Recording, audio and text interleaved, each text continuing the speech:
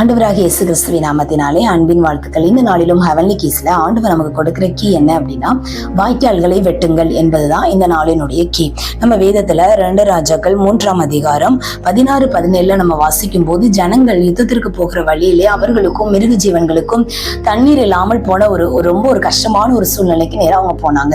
அப்போ அவங்க எலிசா தீர்க்கதரிசி அணுகும் போது, எலிசா தீர்க்கதரிசி சுரமண்டல வாத்தியக்காரனை வாசிக்க வைத்து அவர் தீர்க்க தரிசனமாய் அவர் சொல்லுகிறார், இந்த பள்ளத்தாக்கிலே எங்கும் நீங்கள் வாய்க்கால்களை வெட்டுங்கள், காற்றையும் காண மாட்டீர்கள், மழையும் பார்க்க மாட்டீர்கள், ஆனால் இந்த நீங்களும் உங்கள் ஆடு மாடுகளும் உங்கள் மிருக ஜீவன்களும் குடிக்கும்படிக்கு இந்த பள்ளத்தாக்கு தண்ணீரால் நிரப்பப்படும் அப்படின்னு அவர் தீர்க்க தரிசனமா சொல்றாரு. இதுல என்ன அப்படின்னா, காற்றையும் பார்க்க மாட்டீங்க, மழையும் பார்க்க மாட்டீங்க, அதெல்லாம் ஆண்டவருடைய வேலை. தண்ணீர் கொடுக்க வேண்டியது தெய்வம். நீங்க செய்ய வேண்டியது என்ன? உங்க வாய்க்கால்களை நீங்க வெட்டி வைங்க. அதான் இதுல இருக்கிற தீர்க்க தரிசனம். சோ நம்முடைய ஆண்டவர் கிட்ட நன்மைகள் ஏராளமாய் தாராளமாய் நிரம்பி வழிகிற ஆசீர்வாதங்கள் அவருடைய கரங்கள் இருக்குது. சோ அவர்கிட்ட இருந்து நம்ம கிட்ட வருகிறதற்கான அந்த சேனல், அந்த வாய்க்கால், இதை மட்டும் நம்ம சரி பண்ணிட்டா போதும், நம்மள தேடி ஆண்டவர் கொடுக்க விரும்புகிற நன்மைகள் வந்துடும். சோ ஜெபமாகிய வாய்க்கால, துதியாகிய வாய்க்கால, விசுவாசமாகிய வாய்க்கால, கீழ்ப்படுதலாகிய வாய்க்கால நீங்க வெட்டி ஆண்டவருக்கும் உங்களுக்கும் இருக்கிற அந்த உறவுகளை மட்டும் நீங்க சரி பண்ணுங்க.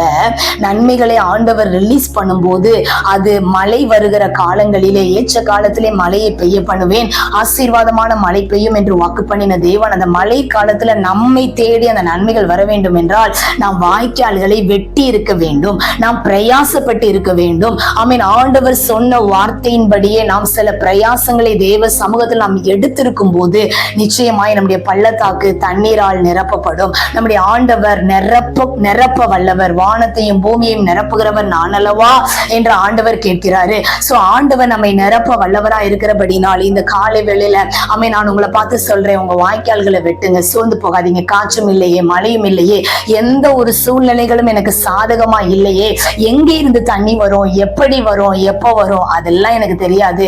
நான் வாய்க்கால்களை வெட்டி வைத்திருக்கிறேன். நிச்சயமாய் ஒரு நாள் அந்த வாய்க்கால்கள் வழியாய் தண்ணீர் பாய்ந்து என்னுடைய பஞ்சத்துல, என்னுடைய குறைவை அதை நிரப்பும், அதை என்னை ஆசீர்வாதமாக்கும் என்று நம்புங்க.